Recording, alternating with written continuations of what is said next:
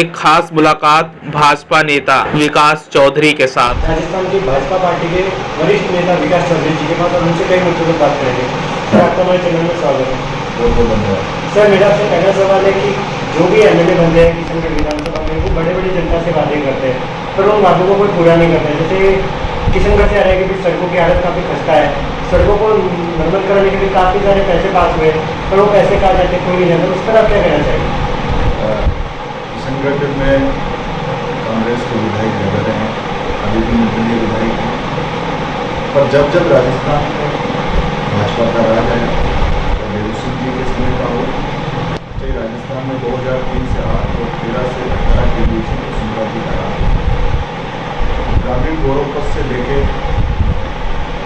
इस राजस्थान में कोई समय राजस्थान को हिमालय प्रदेश कहा जाता था, लेकिन राजस्थान प्रदेश में भाजपा का राज आते ही गांव किसान का कल्याण होगा।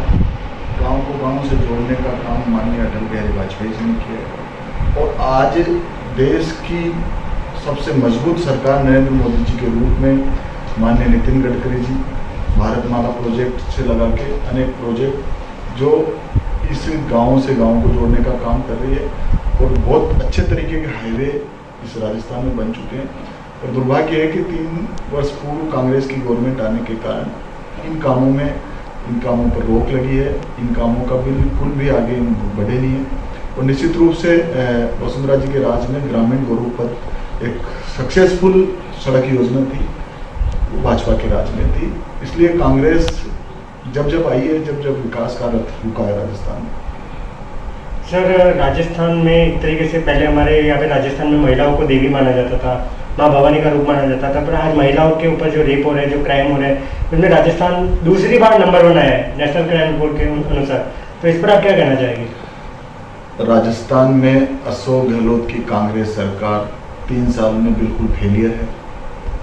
महिला सुरक्षा तो बहुत दूर की बात है, क्राइम दर में राजस्थान देश में अव्वल दर्जे का राज्य हो चुका है। तो निश्चित रूप से यहाँ कानून का राज समाप्त हो चुका है। आम आदमी बिल्कुल भय में है। जिस प्रकार से रोज पुलिस के कारनामे सामने आ रहे हैं, निश्चित रूप से राजस्थान में कांग्रेस की गवर्नमेंट के आने से न केवल अपराधियों में मनोबल बढ़ा है, बल्कि महिलाएं बच्चियां हमारी सुरक्षित नहीं है। इस देश में सबसे ज़्यादा क्राइम दर राजस्थान की बढ़ी है। बड़ा दुर्भाग्यपूर्ण है। जब भाजपा की सरकार आएगी तो हम इस चीज़ को सबसे पहले उठा के इसको मिटाने का काम करेंगे। सर, हमारे देश में संतों को भगवान का रूप कहा जाता है। जैसे भगवान से मिलना तो हमें संतों के पास जाना पड़ता है। पर महाराष्ट्र के पालघर जिले में 16 अप्रैल को 2 संतों की हत्या होती है, फिर करौली में पुजारी को जिंदा जला दिया जाता है। और यहाँ पर कई लोग बोलते हैं, कांग्रेस के कई वरिष्ठ नेता बोलते हैं कि धर्म लोगों के अपराधियों के धर्म बता रहे, बोल रहे ये अफवाह है। तो इस पर आप क्या कहना चाहेंगे? आपके मुंबई में पालघर में भी सरकार कांग्रेस की सरकार है, शिवसेना की सरकार है और ये शरद पवार जी की सरकार है। तो निश्चित रूप से इन लोगों का हमेशा से अपराधियों को से बुरा है और इनके राज में अपराधी भयमुक्त होकर घूम रहे हैं। अराजकता का माहौल जैसे मामले इस प्रदेश में हर दिन घट रहे हैं। कांग्रेस की सरकार अपराधियों को शह दे रही है। इस प्रकार से पुलिस प्रशासन इतना हैवी हो रहा है तो निश्चित रूप से कहीं ना कहीं अशोक गहलोत की शह है। अशोक गहलोत तो केवल अपनी सरकार के दिन बचाने में लगे हुए हैं कि अपनी सरकार कैसे जुगाड़ से चल जाए। ये सरकार इस राजस्थान का बड़ा अहित कर रही है। नौजवान आज कितने परेशान हो रहे हैं, कोई व्यवस्था नहीं है, कानून की व्यवस्था नहीं है, बिजली के बिल बढ़ रहे हैं और अपराध का इस राजस्थान से कोई लेना देना नहीं था। आज अपराध का बोलबाला इस राजस्थान में हुआ है तो ये कांग्रेस की देन है। सर, कल आपके नेतृत्व में और सांसद महोदय भागीरथ चौधरी जी के नेतृत्व में भाजपा कार्यकर्ता रोहित सैनी जी ने किशनगढ़ एपीएनआर हॉस्पिटल में एक रक्तदान शिविर किया था। तो इस रक्तदान का क्या मकसद था और आगे आपका क्या प्लान है? रक्तदान महादान है। हमारे देश के यशस्वी प्रधानमंत्री नरेंद्र मोदी जी के जन्मदिन के अवसर पर सेवा समर्पण के कार्यक्रम चल रहे हैं। उस कार्यक्रम का पार्ट भारतीय जनता युवा मोर्चा की तरफ से रक्तदान शिविर का आयोजन था।